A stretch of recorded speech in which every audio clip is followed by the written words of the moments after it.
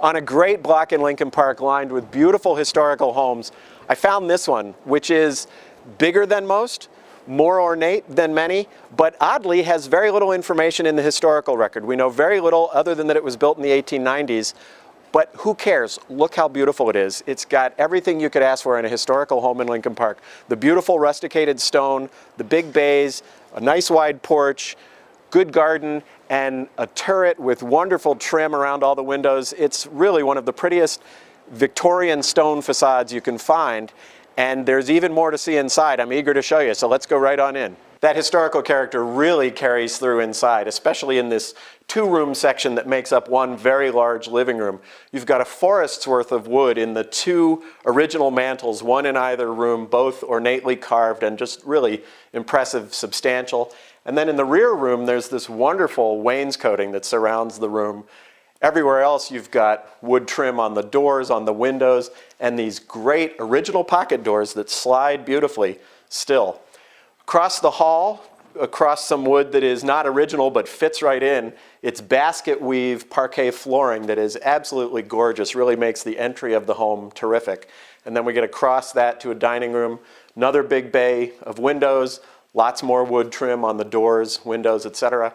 Then we get to the kitchen, which does not keep the historical character, and you don't really need that in the kitchen. What they've got is a very large room, combination of what would have been several small ones, huge island, and just a lot of space. Like the whole home, a lot of space because you can cook, you can eat, you can sit and work on a couch. There's enough room for all of that together in that great big room.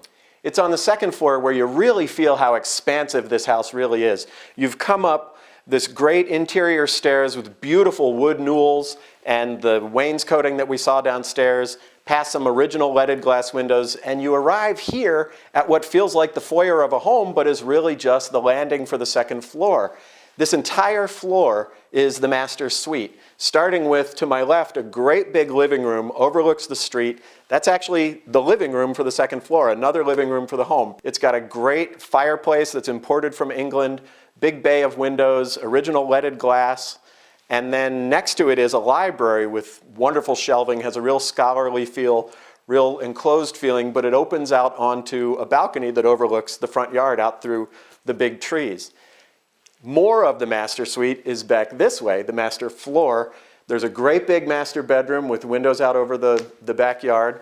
And then again, they've updated the things you want new. The master bath, very large with a beautiful air tub, frosted glass for the toilet room, clear glass for the shower, so that you've really got it nicely organized. Feels like something in a new home, though surrounded by all this sort of splendor. Then we go upstairs to the third floor, and one thing we want to talk about here is there are 5 bedrooms up there, but they're not little cramped servants' bedrooms. Seems unlikely they ever were servants' bedrooms because that beautiful staircase continues up the nice wood, and you know, we didn't do that for servants when a house like this was built. So there are 5 big bedrooms. There's a second laundry room up there, one in the basement. There's another mini kitchen up there, and 2 of those bedrooms have big French doors out into the foyer of that floor. With those 5 bedrooms there, everything on this floor, first floor, everything we saw, there's an enormous amount of space inside, and we'll see that carries through to the outside. This lot is not only extra wide, but especially extra deep. It's more than 50 feet deeper than a standard city lot, and that's saying a lot in Lincoln Park, where you sometimes get quite cramped. So you've got enough room here for this long deck we're on, and a deep garden at ground level. The garage has a lot of room. The garage has room for 3 cars on the ground and a 4th in a lift.